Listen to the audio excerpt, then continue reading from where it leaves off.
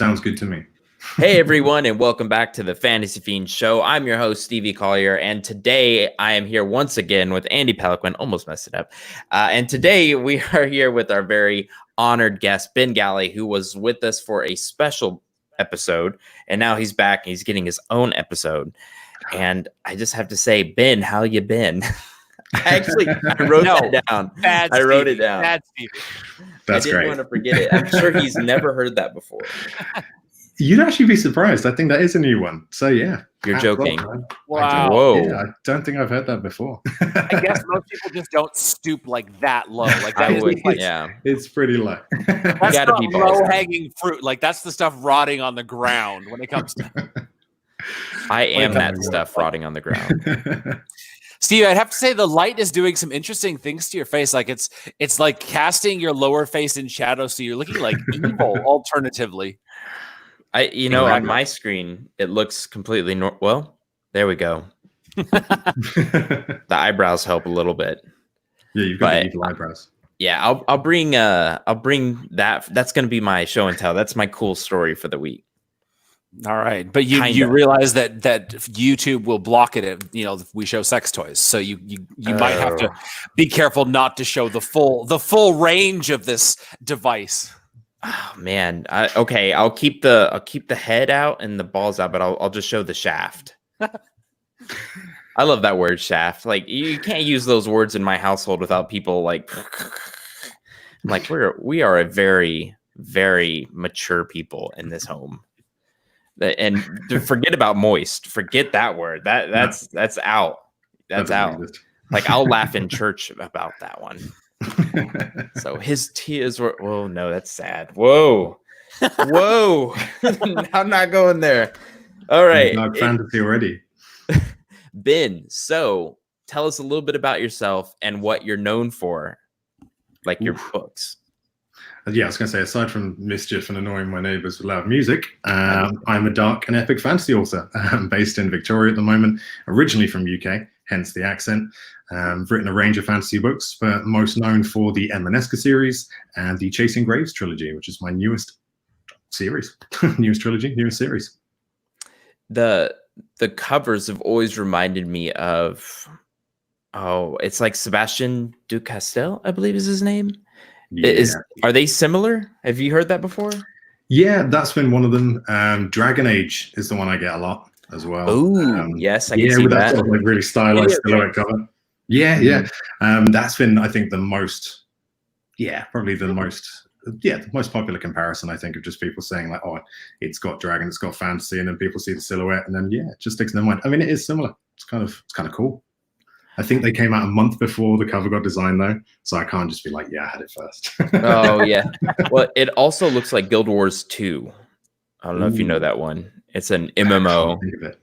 Wow, it's pretty old, but it's like World of Warcraft, but it's pretty big. So, but yeah, I really like the covers. So go check them out. Yeah, for sure. And that's Emaneska. And if I remember, I will have it down below so you can go check that out. Awesome. And give us a penny if you purchase it. Because Amazon just recently reduced most of their percentages that they give out to people who do AdSense or the associates. Yeah, it's crazy. Like a lot of people are in trouble because of it. And they did it right in the middle of the pandemic. So people were really mad. But Excellent. yeah, I mean, they did great. Classic. But today we have an awesome show for you guys. Don't worry, it will become inappropriate. I will go off on tangents and there will be blood. Did Saul start that and there will be blood? I think Saul started that, but I feel like it's too good for Saul. Like someone else came up with it and Saul just stole it. It's an actual movie. And there will be blood. Okay, it's an actual movie. I was gonna say it's too good. Oh shit. I gotta get something else before we get to the cool thing so I don't forget it. But yeah, we have a great show for you guys today. We're going to be doing a reading from Ben Galley. And are we going to be doing the written? We're going to be doing Chasing Graves, I think, aren't we? Chasing Graves. Yeah. Oh my God, dude. Go check out Dead Stars, everybody. It's part 2. I love that cover.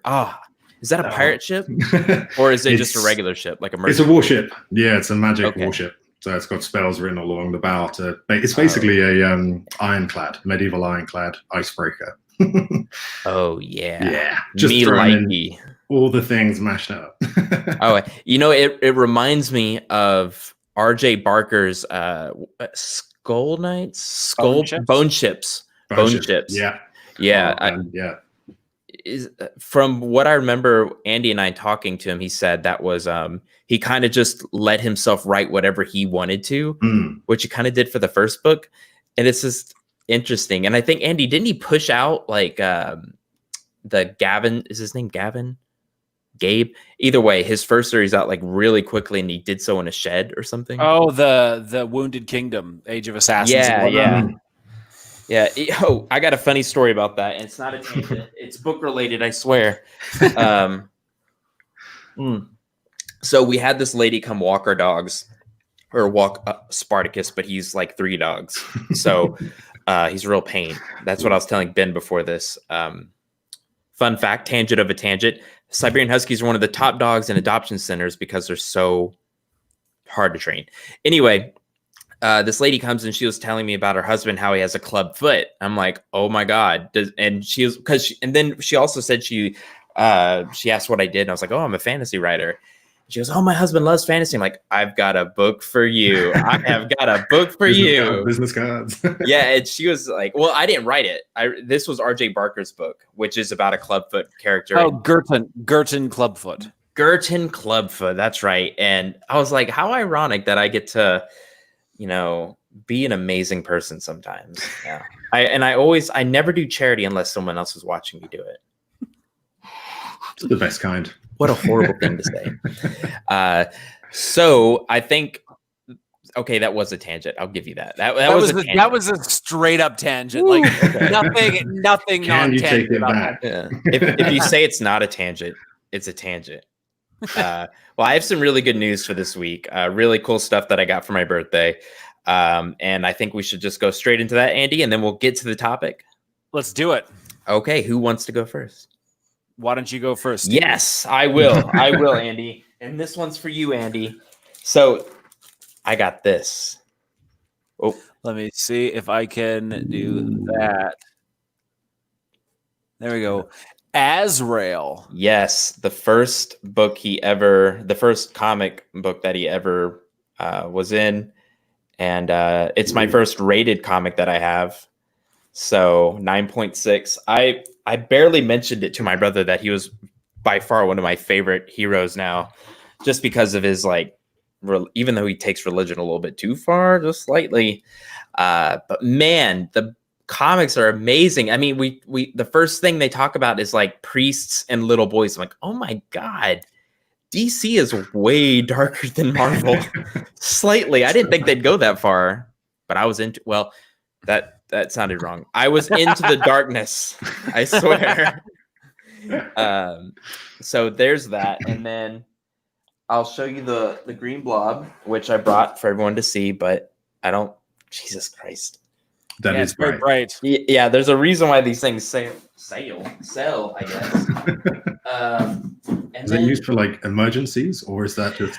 That's for fishing. So you drop that in the water, and depending on the color, you attract a certain type of zooplankton or phytoplankton or something like that. There was something else cool that I wanted to say, but I cannot remember. But I will remember, and I will bring it up in a future tangent. All right. So that is my awesome news. Very cool. Ben, in case you have no idea what's going on, which is inevitable. Oh yeah. We talk about something cool. Could be writing related, life related in the last couple of weeks. I'll give you a minute to think about something.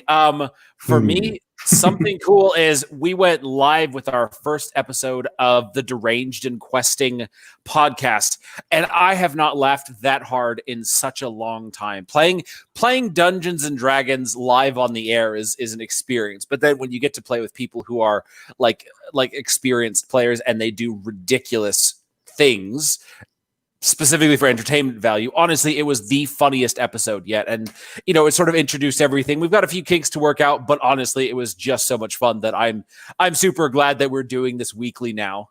And, you know, I've been wanting to play D&D for a while, so being able to do it as part of the Fantasy Fiends channel is awesome. And other good news, I am on track to finish the rough draft of Cerberus Book 8. I still don't have a title for it, but I'm about to finish the rough draft of it by tomorrow, if all goes well. So that's my good news. That is some awesome news, man. Good news. I apologize for not asking about it. Totally slipped my mind, but ironically enough, the first thing I thought about when sitting down in this chair was, how did that thing go? So I know about the logo coming up. And I just made that, just like put it together in Canva in about, I put together a different one. You can see it right here on the top right corner of the screen. Oh, heck yeah. I just put that together in about 15 minutes in Canva because I needed something to, some image to upload. So I've got that, and then we'll have a proper logo coming up, but at least for now we've got that. And the intro video to the podcast, which was like shitty MS Paint art. Honestly, it's my favorite part of the whole episode. Just this 30-second intro video, just garbage art, ridiculous voiceover. It's awesome. So that looks really difficult. So I got to ask, like, who did that? And I know it had to have taken some time. That was done by Greg, the one who was playing the Dungeon Master this time. He usually plays the Elven Arcane Trickster. And he obviously has no art skills beyond, the very basics, but it was hilarious and I loved it. So I put it as the intro to the podcast. I would have too. He did a really good job. It had me laughing. So yeah, I'm hard to please. Right, Ben? That's it. I did remember my good news, but Ben, if you know yours, please go for it. I've got a few, I think. One kind of like personal, one professional. The big thing that's probably happened in the last couple of weeks is I've been writing for a game, which is a tabletop game that's kind of a mix between Magic the Gathering and basically D&D. And then we made a D&D version of it. I say we, the guys who have done much more work than, in terms of the whole game. I've been there just for the writing.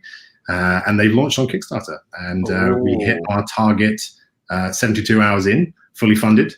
And we're nice. What is the game? 200%. It's called Veil of Ruin. And, my God. Veil of Ruin. I'm looking that up now. So it's basically a jungle-themed post-apocalyptic setting for D&D. The full game, our proprietary game, which is the mix of D&D and Magic, is coming hopefully later, maybe next year. The D&D's given us a lot of work to do. And yeah, it's been so fun writing in that world. That's awesome. Writing the world, and then also just figuring out how to write D&D, which is something I've never done. Luckily, the guys, Salt Games and Project Darkwater, they're the ones who have just been obviously putting it all together, all the mechanics, and then I was there to fluff it up and add some, sort of fancy stuff there. So awesome. Big learning curve, but fun. Are you part of like the team? Like, do you have like stakes in it, or did they just hire you to write in it? Yeah, well, it's sort of like I feel like I've been become part of the team over the last couple of, it's almost coming up to a year now, I think. Wow. So yeah, I'm part of the team. I'm the writer for Project Darkwater. And yeah, like I said, big learning curve, but so fun just being able to think, right, today, what is my job? Oh, I have to come up with 12 backstories for different creatures, or come up with 12 different creatures or spells or places. And it's just all the fun parts of creating a book and world building all rolled into one. Nice. Dude, this looks really so cool. Well, if you want, I can put this link into the video if you want.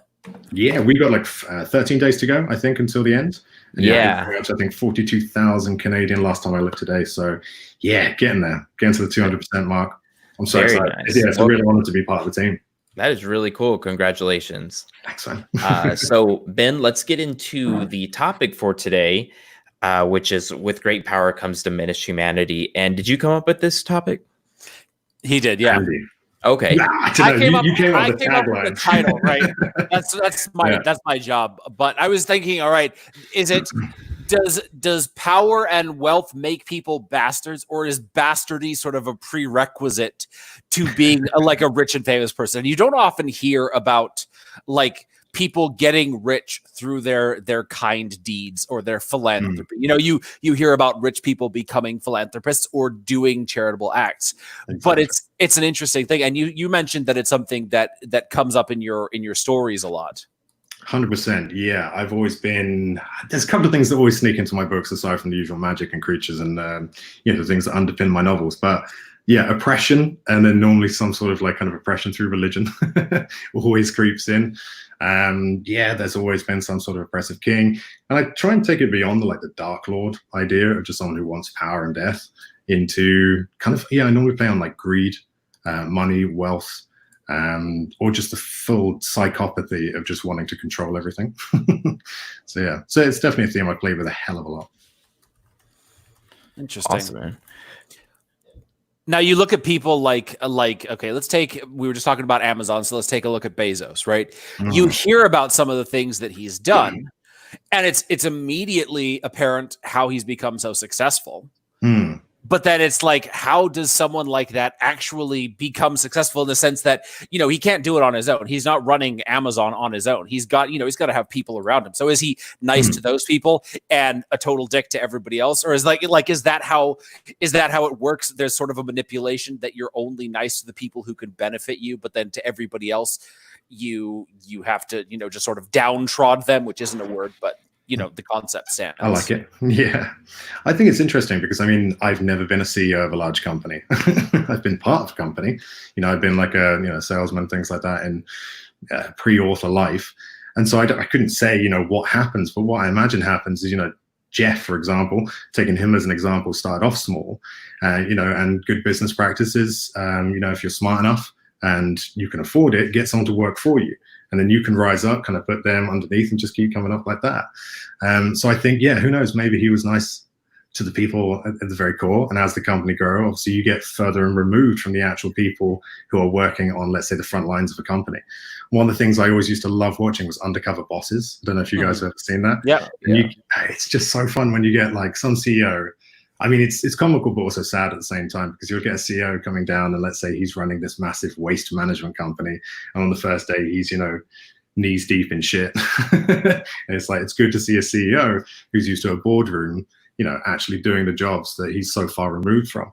But the other times it's kind of disappointing because it's taken that for those people to realize that there are other people in their company who aren't on 90 million bonuses a year. And who can survive if they lose, let's say, 5 million on stock or something like that. Like I said, not a businessman.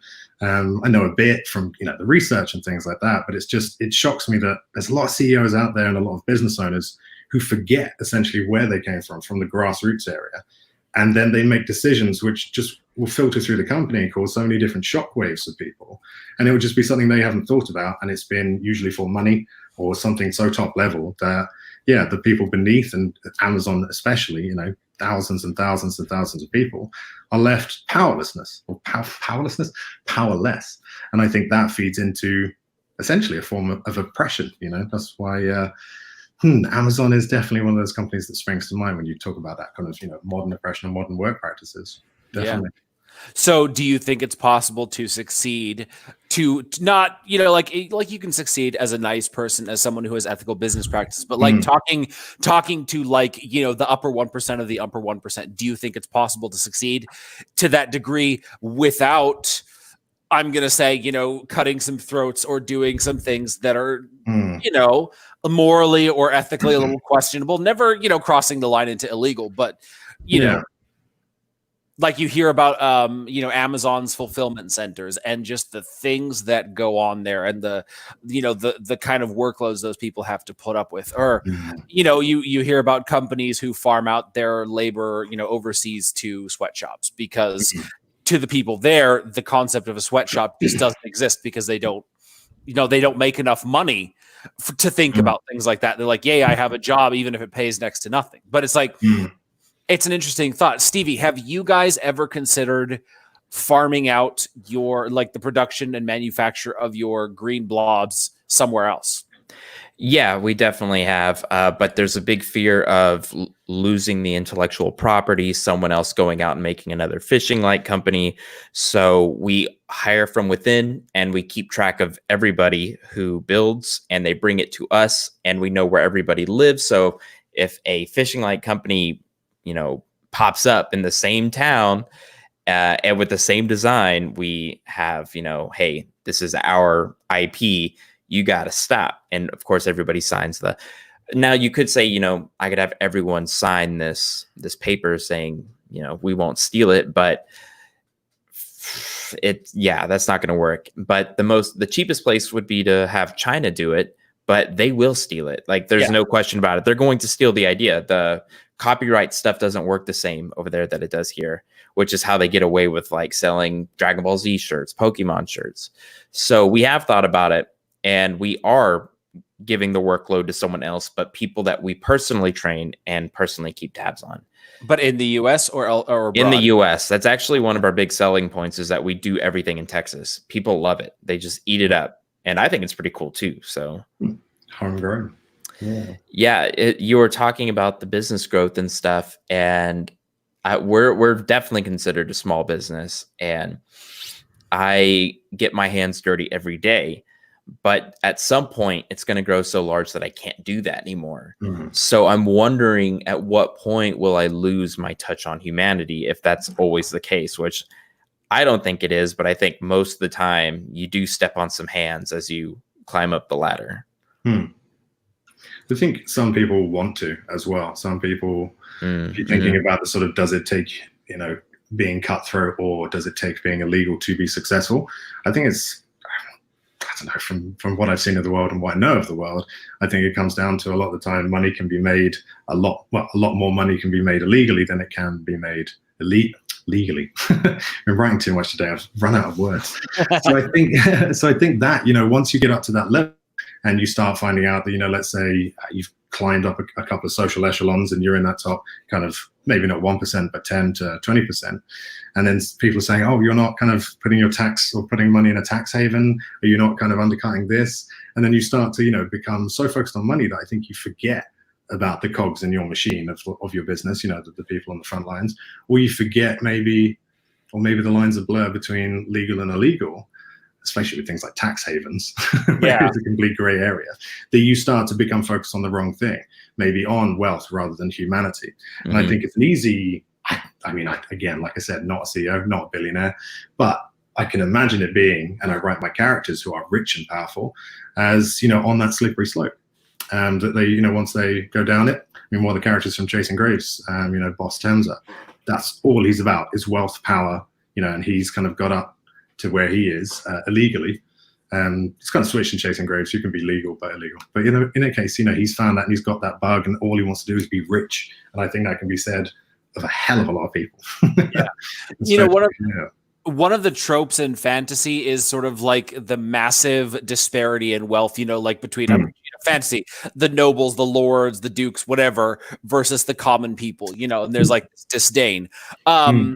In Mexico, there is a massive wealth gap, like insanely massive, where people, the ones who have the money, they live in amazing places, and the ones who don't, like there's no real middle class, or there's sort of an emerging middle class, but not so much. Here in Canada, it's pretty much solid middle class with, like a very small percentage in the very, very poor, and then a small percentage as well in the very, very rich. I think in the US, it's kind of the same. What's it like in the UK? Is there a solid middle class?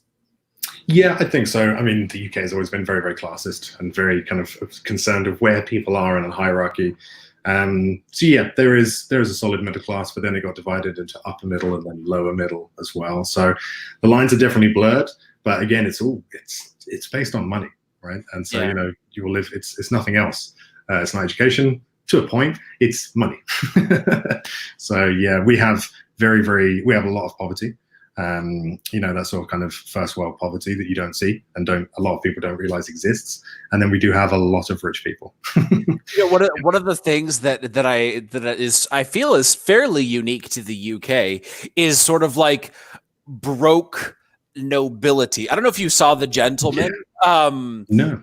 Guy Ritchie's new movie, but it's like the guy who's running this massive drug empire makes a living off of basically buying mansions or like supporting these noblemen with their massive estates that they just can't hope to afford because it's just a great cover. When you're part of the nobility, you kind of have a lot of leeway. This is specific to the UK. Clever. Yeah. I don't know if that's in France or if that's in Spain. But I think in the UK there still is very much that class distinction. Oh yeah, definitely. I mean, you can still. I knew a lord once when I was living in Winchester back in the UK, and it sounds crazy, but obviously these titles are passed down, they're sliced and divided up and things. And I mean, you can actually buy it online. I believe it's official. I need to check this out, but technically a title and land in Scotland. It's kind of like buying Acre of the Moon, but slightly more legit. But it is like you buy a square foot of this portion of land definitely Scotland, and it entitles you to a lord, to the title of lord. So yeah, I mean, it's definitely a thing. Like I said, there's a lot of people around who still kind of are part of the nobility that we had back 100 years ago, and that's across a lot of Europe. I think it's strange maybe for North America because it's just purely time, isn't it? I mean, that's the thing. It wasn't a thing that you had long enough to kind of create, or I don't know. Everyone kind of, especially in the US and Steve, you probably know more than I do about the whole kind of, War of Independence and how the nobility and having a king and a queen was just like, nope, don't want that. Yeah. Go in the opposite direction. Rejection of monarchy, yeah. But like that sort of that slow decline into poverty, I feel is one of the more, again, a more common trope in fantasy when you're dealing with nobility. Like all of these, lords and dukes and stuff, all of their actions, all their power, their oppression, their greed, it's all to stop themselves from slowly declining, whether it's, a famine in the land and their estates aren't yielding as much anymore. So they've got to, they're spending too much, more than they're earning. So they've got to do, shady shit to sort of, keep up with the noble Joneses, things like that. That's one of the things. I think sometimes in fantasy, you do see like the uber powerful, ruling class that are just like hammering the lower class to make sure that they stay in their place and no one, their power base is absolutely solid. But now I think in more modern fantasy, you do see sort of like this, like the minor nobility or the nobles that are more financially, fluctuating as opposed to just like, the Council of Lords who just have absolute dictatorial control. Yeah, I think it definitely is a trope. I think it's, I would say with my books, it kind of has waned with, let's say, the society and the world. So if it's very advanced or if it's kind of, it has a justice system or it has something a bit more modern in terms of structure, I think, you can have people who will have a bit more financial security, things like trade, whereas like more of a medieval Dark Ages kind of world, richness and nobility and power was so fragile because someone could just come up and just stab you. Yeah. or hide in your latrine with a sword and the classic. So I think, people back then were just, if they had power, they hoarded it. And I think, a lot of people would just, trod on anyone they wanted to keep it because it was so fragile. And then, I think with the modern, the books that are more modern, for instance, like Chasing Graves and things like that, there is definitely more of a middle class just because there kind of has to be almost born out of like trades, both kind of tradesmen as well as kind of merchants as well. Or the nouveau riche, which is a term that I love. Yeah. Can't use it in a book because I find it anachronistic. But I love using it. Oh, have you? Snuck it in. Nice. Yeah. I was going to, so with all of our heroes, our protagonists of stories, wouldn't you say that it's the story of somebody getting great power while also keeping their humanity? And I'm guessing when we say keeping humanity, they remain in touch with, where they came from. Would that be every protagonist, or can we think of a protagonist that doesn't do that? Well, any protagonist that doesn't gain any actual political power, which is a lot of them. It's not, especially it's gotta be political power. Well, no, like in modern fantasy, it's not very common to see sort of, the stratospheric rise in social class or power. The farm boy, before he used to end up as the king or the emperor. Now you don't see it as much. You see, I'll use mine, the hunter, right? Throughout the story, his social class, his actual power remains exactly the same. Every single one of my characters, to some extent, their power level, I guess, is pretty consistent throughout, whether they're at the peak of their power or they're slowly becoming more skilled, but it's not like this stratospheric change. And so that's a real old school fantasy thing, where, like I said, the farm boy ends up as the king or the emperor. So often you're not really dealing with those kind of stories of people losing touch with their humanity because of gaining all of this wealth or power, things like that. It's more like people losing touch with their humanity because of the darkness and the shit that they've got to wade through to get to whatever mission or quest or whatever it is. They see people, harming other people, or, bandits robbing innocent, like all of these things. That is the thing that people struggle with, losing their humanity, in the sense of, I'm just going to do what I have to do to survive. I think that's a much more common trope now. I definitely think so, yeah, because you had that farm boy always wanting to be, it's almost like the Aragorn trope. It's the kind of the farm boy or the outsider who's actually destined for greatness. And usually that greatness is at the top of the social pyramid, either as a hero and celebrity or as a ruler and king. Whereas, I quite like it when it's you have a king or a ruler or a queen or something like that.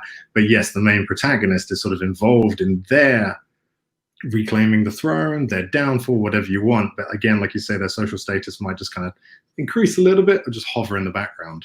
Yeah. Which I quite like. And it's typically the villains who end up with this, this dynamic of, more power, more wealth, less humanity. You see it, there's some, I wouldn't say it's common among anti-heroes, but it's sort of like the question of the people who use their power or greed, maybe like for one is like the vizier, or that sort of guy who's like the shadow puppet master behind the throne, and at the beginning he looks evil or he looks good, and then it turns out that he's actually, if he looks evil at the beginning, he's actually manipulating everything to try to save things, and it's not actually. Or if he looks good, it turns out he's evil. Like that's more common, I think, than like the king who lets the power go to his head and ruins the empire or the kingdom or whatever. I think that's less common now. It is, again, that's like a classic fantasy trope that you'll see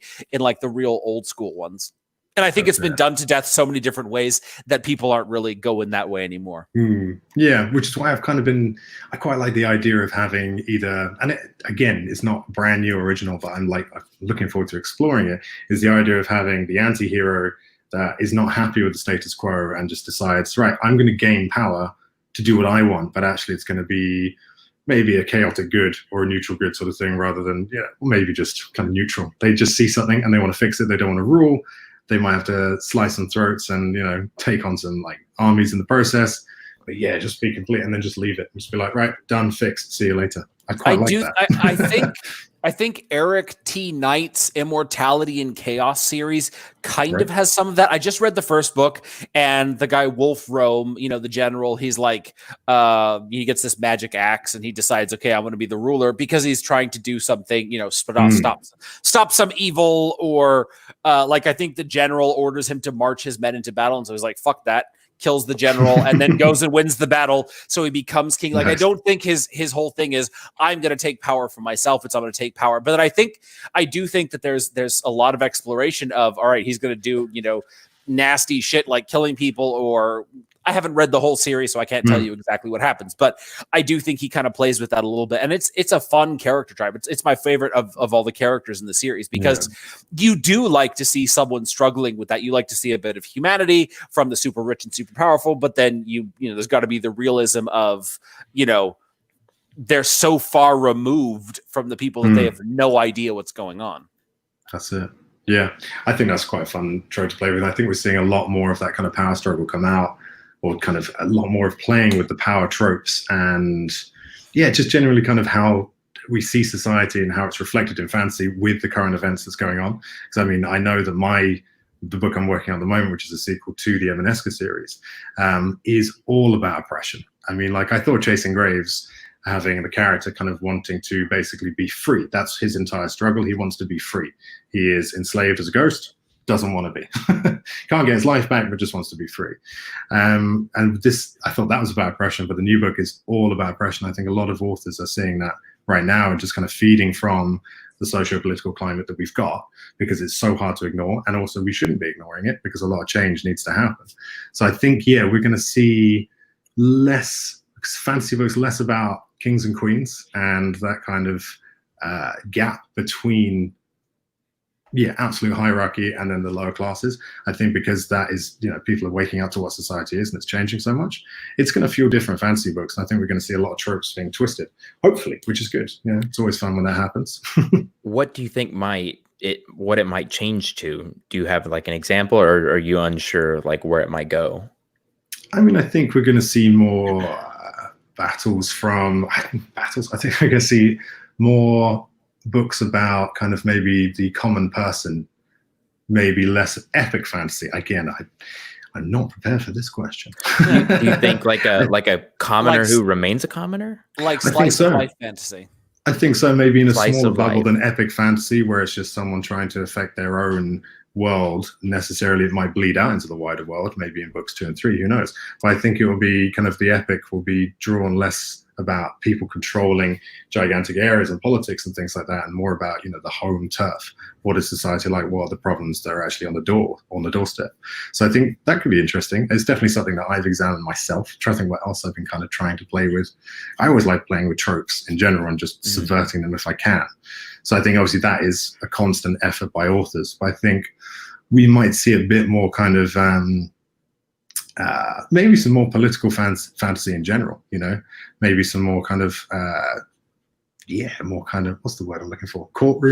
Not courtroom dramas, maybe some legal fantasy, we never know. That's kind of fun. But the word I'm looking for, throne room dramas and things like that in fantasy, where it's more kind of about the maneuvering of politics and things like that, using systems, maybe in dismantling systems rather than just having my army versus your army. And then, basically Dark Lord hero. Who knows? Well, awesome, man. Well, Andy, do you think we should get into the reading? 100%. Nice. Let me just get up on my side as well. Well, we have two. Am I doing any reading, or am I watching you guys reading? I wasn't quite sure. No, you're joining us. Okay, I like this. So right now there's the voice of Caltro, right? Mm-hmm. Yeah, main character in the first person. And then there's a bunch of sort of like hench people. Yeah, so this scene is basically, it's not a spoiler because it's in the blurb. But yeah, just to give you a bit of background to the scene, Caltro, the main characters, come to a city where ghosts are enslaved for the rich and powerful. He is murdered on his first night and finds himself basically thrown into this ceremony, which makes him a ghost and binds him as a slave. And he has literally just come out of the water that is used in the ceremony of binding. So he's just come out and realized he has no body. He's just a glowing blue ghost. So yeah, do you guys want to do the voice of Caltro, or shall I? Or well, you're the director. Oof, okay. I will do all of the ancillary voices. I love all those like random people. Yeah, because we got two here, mostly the boss Temza, evil dude, absolute psychopath. Oh, dibs. And also a psychopathic kind of assistant, Annie, who is just this absolute unit of a woman who is just massive and covered in armor and loves axes. So yeah, we got her. And Stevie, do you want to read Caltro, Stevie? Yeah, I definitely can. And how is he like? Just he's an absolute bastard. So he's just cheeky. He's obviously in the midst right now of being very, very angry and distraught to find he's dead, but also enslaved for pretty much eternity. Okay. Is this option 1? Yeah. Okay. All right. So Ben, do you want to do the narrator then? I will indeed. Yeah. Awesome. Okay. I was dead after all, well and truly dead. It was natural to try and scream, and so I did. I screamed at the top of my lungs, and yet all that came was a pitiful croak. I lashed out instead, but strong arms shoved me to the wet floor. I settled for pitiful mumbling, willing it all to be a nightmare, repeating a poor facsimile of the word no over and over. It was almost as if the flesh I had worn throughout the years had dampened the soul's emotions, like cloth clamped over ears. Now I was bare, raw, deafened by terror and despair. He's a quick one, boss, hollered the woman standing behind the man, the hulking shape from the alley. Now I could see her better. I wondered if I had been lucky having my oath of a killer instead of her. No doubt I'd be lacking a if she'd been the one to bring me down. 2 axes hung from her belt, and another was slung over her shoulders, which were draped in a patchwork of leather armor. Her hair was tightly braided in 3 tails, pulling some of the wrinkles out of her weathered, scarred face.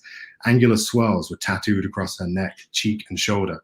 Despite how much she looked like a barbarian of my own lands, her skin's lighter hue spoke of a northern descent. Scatter Isles by her accent, and that's a hard one to shrug off. Her boss came forward, his metal foot clinking on the stone beside my head. You're too fresh to speak, Shade. Takes a few days or so.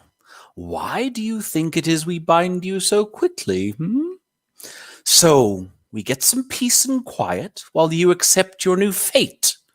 But where are my manners? A warm welcome to Araxes, the city of countless souls, diamond of the ark, city of cities, mountain of man's making. I wondered whether the dead could spit. If I couldn't kick or shout, I might as well show my distaste in other ways. Unfortunately, saliva didn't seem to be a ghost's forte, despite all the mist and vapor. Bastard. I cursed him, though it came out more as Mara. The painful gloves returned, hauling me into line with half a dozen other ghosts, each as naked as I. We glowed a faint blue, almost grey. I looked to my left to find none other than my oafish murderer. He wore a foul look, though not for me. For his displeased boss, most likely. I spotted the 4 holes in his bare sternum, matching sheaths for the man's metal claws. The traders had fared better than I, though they were even more boggle-eyed and forlorn-looking than they had been in life. They looked as if they were going to pop at any moment and descend into hysteria, and I didn't blame them. One wore an ugly slash across his chest, nipple to waist. The other 2 had dark holes in their bellies, much like my own. A couple I didn't recognize stood with us, and that was our small brigade of ghosts, cowed and shivering, still trying to understand our forcible transition. There was too faint a margin separating life and death, and our minds had not yet caught up. We were still entrapped in the horror of our murders. Even then, after mist and knitted vapors had replaced our mortal fibers, we covered our nakedness with our hands. The gargoyle came to take a closer look at me. Even I, with a stature not worth boasting about, bested him by a head. To the cages, he ordered, and those in hoods pushed us down an adjoining corridor. The traders began to wail in their foreign tongue, but they were beaten swiftly and sharply with metal rods. I flinched away from their hands. The gloves burned me every time they touched my vapors. With each flinch, I was thwacked for resisting. We were shown to a squat, deep cage sandwiched between the hewn rock of the tunnel and its dust floor. More cages stretched into the smoky darkness. I could see spots of blue glowing here and there. I was last to be shoved inwards before the doors were slammed and locked up tight. I instantly went to the thick bars, but my hands jolted from the metal as if I'd been bitten by a flame. They were clad in copper, the only material that could harm a ghost. The parts that weren't covered in beaten copper felt soft and gelatinous to me, yet still unmovable. I tried to shout again, but to no avail. The big women cackled at me. Try all you like, Shade. 4 more ghosts hovered in the cage's dark reaches, curled up in solitary balls. They glowed brighter than us. That must have meant they were older. A grim birthday indeed, to be measured by how much time you spent dead. The man limped to the bars. Listen up. My name is Boss Boran Temsa, and I shall be your master during this brief period before you begin your new life of servitude. This here is Miss Annie Jexabel, my most trusted aide and one of the finest sellswords in the far reaches. It is our pleasure to inform you that your bodies are dead, deceased, deprived of life. Your souls, however, have been liberated through the glory of the tenets of the bound dead, Coppercoin and Nixwater. You are now an esteemed member of the indentured. A shade, a ghost, a half-life. Though it had been obvious the moment the knife blade had met my flesh, hearing it aloud drove the meaning home like a fresh stab to the gut. I strangled the bars for as long as I could, battling the pain. Temsa pressed on with his speech. You should be excited! A new existence awaits you. Whatever ill-picked names your mothers gave you are no more. You no longer have to worry about possessions or sustenance or sleep. You have risen above such frivolous things as drinking and gambling and fucking. Leave them to the living, just like politics and religion and all the half-baked opinions you ever had on them. In fact, you can rest easy knowing that your existence is now out of your hands, that you need not bother yourself with the ideologies of freedom, unless you are bequeathed it by some generous master, because, ladies and gentlemen, you are now, for all intents and purposes, property. To make his point, Temsa held up a stack of 7 halves of copper coins pinched between finger and thumb. I knew enough about the Ark to know they were our half coins, what bound us to the living instead of death. A 1,000-year-old perversion of the ancient tradition of paying the boatman for passage into the afterlife. Cheat the boatman, cheat death. The Archons had built their empire on the backs of those half-moons of copper. I ached to yell. I tried, dead gods as my witness. I croaked and I hissed and I gasped. When that failed, I threw every foul gesture I knew at the little man. Some I even made up on the spot. The other ghosts joined me in our futile rebellion, but all the onlookers did was smile and chuckle. Temsa and his hillock of a bodyguard seemed to have seen it all before. He waved his hand dismissively. I could have burst into flame and he would have still paid me no attention. Detail them, came the order. 2 men appeared, both in robes. One had a beard that had been braided down his chest, and he stayed mostly to the shadows. The other had a bald pate and was brandishing a scroll and an inked reed. His skin was dark of the deep deserts to the south. He cleared his throat before starting with the traders. Right, you, name? The ghost with the cut across his breast flapped his mouth wordlessly. He needn't have bothered. The question was rhetorical. We'll call you Amin. The scribe suggested, Reed already shuffling across the papyrus. Behind him, the bearded man began to scratch a name into the half-coin. Amin, the ghost, flinched with inner pain until the marks were made. The scribe paused to look the man up and down. 30 years of age, coin counter for 10. Miss Jexabel grunted. Looks more like a cook to me. The scribe made a hurried correction. Cook it is. And so it went, one sorry soul after the next. A name was plucked from the thin air and marked on the half-coin and thrown together with an age and a profession. When it was my turn, I mimed something threatening involving a foot, and an orifice. I'm normally not so confrontational, but something about my circumstances demanded it. The scribe barely frowned. He had no doubt seen it all. Jerub, he dubbed me. How shade of 5 years. I doubled up as my half-coin was etched with the false name. It felt like an icicle retracing the stab marks in my chest, but it was brief. I was thankful they didn't bother with surnames or job titles. I was on the brink of collapsing. I'd felt no pain like it in my life, and I'd felt more than my fair share. Temsa sighed. Get creative, man. I need to dress him up a bit. Look at that fucking neck. You know the buyers get squeamish over wounds like that? That's why we keep it clean. Aim for the chest, the stomach, or the bloody arse for all I care. Anything, so long as a smock can cover it up. 15 years then, 30 years of age. 28. Give him some stable experience too. Beetles and horses. Done, boss. Temsa tapped his cane on the dusty stone. In that case, my new shades, we bid you good night. We'll meet again on market day. With that, the group filed away into the corridor, murmuring about a fine evening's work. I watched until the last thread of robe had disappeared from view. Then I found a stone wall at the back of the cage, far away from the copper, and thumped my head against it. It was more of a soft tap and did nothing to vent my frustration. I tried over and over, but the wall held no pain for me, only muted resistance. I was no ghost of ancient fables, one that could pass through doors and walls. I was bound by reality as flesh was. Awesome. Well done. That was fun. Very nice. Andy, I have to get you to do my books, man. To my audiobooks. It's why we started this podcast. It's because it's always been a fun thing for me to do this kind of thing. That's excellent. That had me in stitches. That was really funny. Ben, I was trying to do. I don't know if you guys have seen Brickleberry, the show. There's this woman Connie, but it's like this really hard voice to do, so I couldn't pull it off. So I just went with like growly, hulking voice. But nice. And the voice I was channeling was the Joker from the Harley Quinn cartoons. I just watched both series. And yeah. I'm not as good as Alan Tudyk or what's his name? Was it Mark Hamill? Yeah. So Yeah. Hamill did the Batman Beyond, like Mhm. the Batman Begins, I think it's called, the Batman, like the classic Batman, and then Yeah. Alan Tudyk did the Harley Quinn one, and man, he was awesome. That's He cool. did. Didn't He know did that. Joker. Mhm. I wonder why they didn't get Mark Hamill to do it, because Mark Hamill does all the video games too. Well, because it's a different sort of, Okay.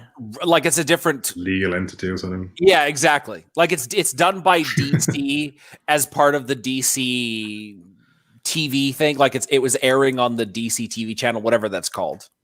Oh, okay. Oh man, I want to get that actually. But honestly, Harley Quinn was amazing. I watched both seasons of them in like the last couple of weeks, and the acting, the voice acting is so good. It's like it's Alan Tudyk, it's Jim Rash, which is the dean from Community. It's Tony Hale, who was the Veep's assistant in the show Veep. Like it's all these amazing actors doing these voice roles, and it was so much fun.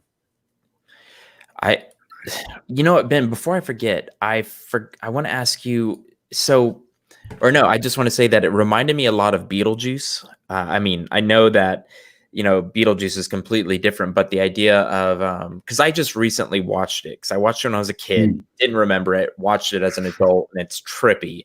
Like, you can tell the guy was on drugs, but it reminded me of when they're dead and they go through the processing kind of thing. Not nearly as dark. I remember that. But yeah, they go through like a processing, and it's like everyone else is so used to being dead, it's not a big deal. But for everyone who's new, it's like, oh my God, what's going on? And a mixture of that and Doom. I don't know if you play Doom. Yes, the newer ones rather than the older ones. Yeah, I just beat the newest one. I've beaten them all, I've only beaten one of the old ones. But the newest one, I know, it just seems like he was a really aggressive guy. And that's why it reminded me of Doom Guy. Yeah, Caltro's angry at life, constantly angry at life. He's had a bit of a he's at rock bottom. We thought he was, and then he got killed. So. Well, now he's below bottom. That's it, yeah. Hell of a back. Caltro Basalt. So he doesn't, he's calling bath salt? Basalt. Bath salt, okay. Yeah, you could go on that. Yeah, it works either way. Quick question about it. Does he go by Jerub throughout the series, though? No. So what happens is that name is kind of used a couple of times. So he's then sold it, without any spoilers, sold at market to a woman called the Widow Horrocks. And she kind of finds out a bit more about Caltro. He's got some skills. He's like a master locksmith. And by that, I mean breaking locks. And so she kind of finds out his real name, and then it's kind of a bit of a transition between slave and then kind of a bit more of a tool. But yeah, well, he's a fun character. You know what? I didn't get to read a lot of. I didn't get to do his voice, but I don't know, Doom Guys, right? Yeah. And man, there was something else about the female, the lady. Yeah. Oh, that's right. The slice of life. That's what we were talking about, right, Andy? Slice of life fantasy. Him being a locksmith kind of reminds me of that. So he's kind of like a commoner, but I don't know if he rises to some great King Arthur power or not. But I thought you were going to say like his skills were like being a rogue or he could tame falcons or something. No, he's a locksmith. He's basically just a guy who can take apart any single lock, and so he's kind of well known. He just breaks into safes, vaults, but he's not a thief. He is a thief, but he's there for the challenge of kind of breaking any lock he comes across. It's kind of so he's gonna pick that one locked door that the whole story revolves around. I'm pretty sure he is. So who knows? But it's it's kind of like I write them like fight scenes because he's basically quite fat. Not fat, he's portly, he's shorter than your average person, and so he's kind of not had like that much luck in life. So he's not this kind of dashing rogue who kind of swaggers in and then somehow that's what I was thinking.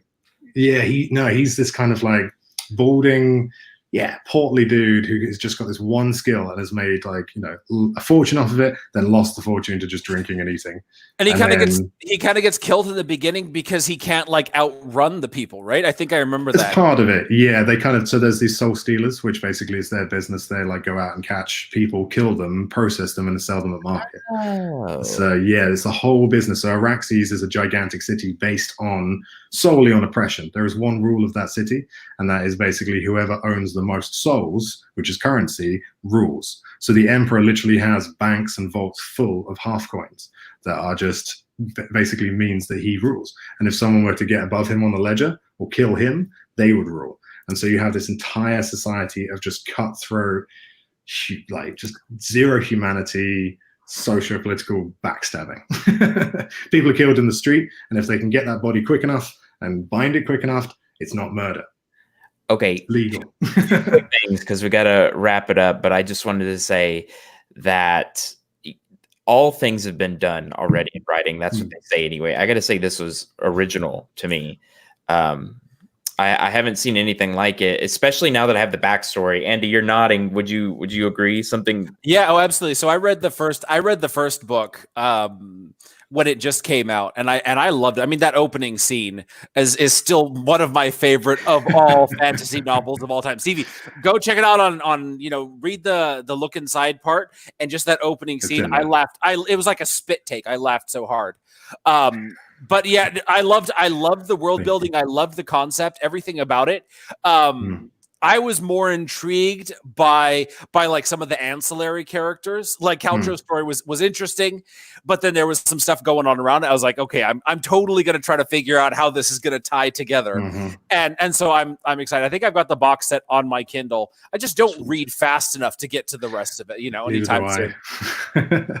Yeah, thank you. I really appreciate that. It's something that I use that opening scene as like, if you like this, then you're going to like the rest of it. If people are reading that first scene and going, oh, no, then it's not the fantasy for you, because it's foul-mouthed. The main character is now the sarcastic bastard who only wants, basically anything for himself. And so and honestly, the fact that he was like a fat guy was just like right off the bat. I was like, okay, this is absolutely going to be different, because I think I do remember him like huffing and puffing after running away from the ship for like a couple of blocks, and then he ends up getting stabbed in an alley because he literally cannot run. And it was just such a funny change from the badass heroes that you typically read. Awesome. That's what I quite like writing is the average person. Even in my new book, it's just an average woman who's just, I'm going to do what I can. I was like going the dork, nerd, geek kind of character, because that's what when I was in middle school, or elementary school, that's the comics I would write, because I wanted to be like cooler than what I was. So as an adult, that's what I write, because that's what I knew. Yeah. But now I'm kind of, moving out. Like my newest character, Jack, is not that. Quick thing, and then we got to end. And then unless Andy has something, obviously. But so I noticed two things that reminded me of the Bible. And the first one was, they hid their nakedness. Did you take that from Genesis, or was it just like something that, came to you? Or I think, I don't know, I used that more to be just like unsettling, because Caltro's story is told from first person. And the other ancillary stories, I won't name them just because it'll be spoilers. But yeah, those other stories are all third person. So I kind of wanted the reader to be going first person through the process and being welcomed into this horrific city through someone who's never been there before, basically. So the kind of idea that someone's naked in front of people, despite the fact you're dead and just been enslaved, the idea that you're just naked was just like an extra cherry on top just to really unsettle people. But I do kind of feed things from the Bible in sometimes. You do? Okay. So this goes to my next question, and I think I already have my answer. I don't think you did this, but if you did, that'd be pretty cool. So the character Jezebel reminds me of Jezebel from the Bible, who's the second worst female in the Bible. Yeah, so there's also a Nilith in the book, which is taken from Lilith. Whoa. Not in the Bible, but obviously through other mythologies.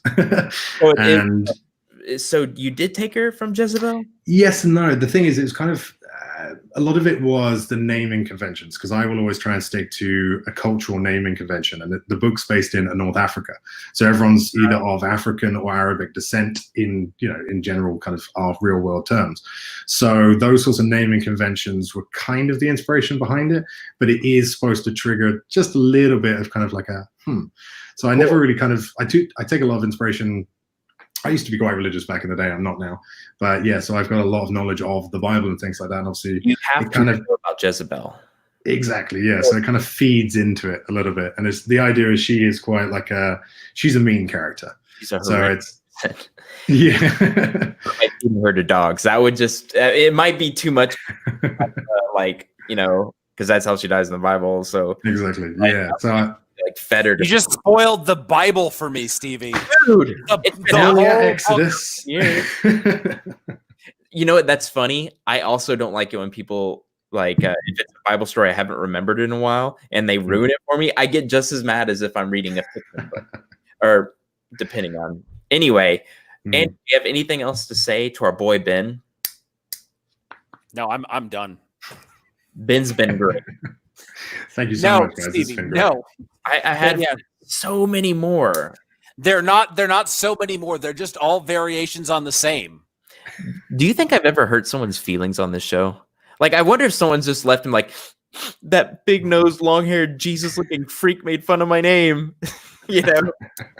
I wonder that sometimes when people leave. It's just true to the dark fantasy nature. It's just, you got to keep going now. You've dug this hole. Keep digging. You pulled Andy and I because we both started in dark fantasy. It reminds us of our kid days. Yeah. I might go back there one day. Well, also, never Ben, left. you never left. I love how you just have the axe sitting right next to you. It just really adds to the grim darkness. Watches TV with me. Yeah, we were saying before the podcast because Ben has both the katana and the axe, and he brought them both out. And it's like he's going after both Andy and I. The axe for Andy. Well, Ben, thank you so much for being on the air with us today. We really appreciate it. Thank you, guys. It was awesome to chat to you as always. And yeah, good discussion. Where can people find you? BenGalley.com. That is the best place. So yeah, Galley, Galley. And that is where all my info is, all the links to Amazon, and all my books are there. Otherwise, I'm on YouTube and Facebook. Ben Galley author on Facebook and YouTube /Ben Galley. I do a lot of vlogging, so you'll see a lot of stuff there. Oh, interesting. Very nice. Cool, man. Well, I will definitely put the link down below, plus to Veil of Ruin. Veil of Ruin. That's it, yeah. And you have 14 days to go and back that asset. So get it. Okay. Andy, I'm sorry, man. I got to get out. Yeah. Stop, Steve. I'd rather point you than Lisa. Okay. And I got to figure it out now. That's a fair point. Awesome. Well, thank you guys so much for being with us today. We really appreciate everything. We hope you enjoyed the show. Stay tuned till next week. We will have another awesome guest for you. Till Monday, we've got another live episode of The Necromancer's Idiot Apprentice going on Monday. It's going to be ridiculously fun. We're going to see what happened to that poor innocent child that our two guests murdered. Literally, we're disembarking off the boat. A kid comes up to us trying to extort some gold. They attack him, and it's like he's not even an enemy. Just beat up a kid for no reason. So we're going to see what the fallout of that is. Brilliant. Absolutely. I could go so many ways, but I've already made kid jokes, which are always inappropriate. Anyways, guys, thank you so much. Stay tuned for Monday for another awesome episode of Andy in Dungeons and I'm going to stop and come back on Thursday to see a new guest. Guys, thank you so much. It's been great. All right. We out. We out of here. Tough and tail. Peace.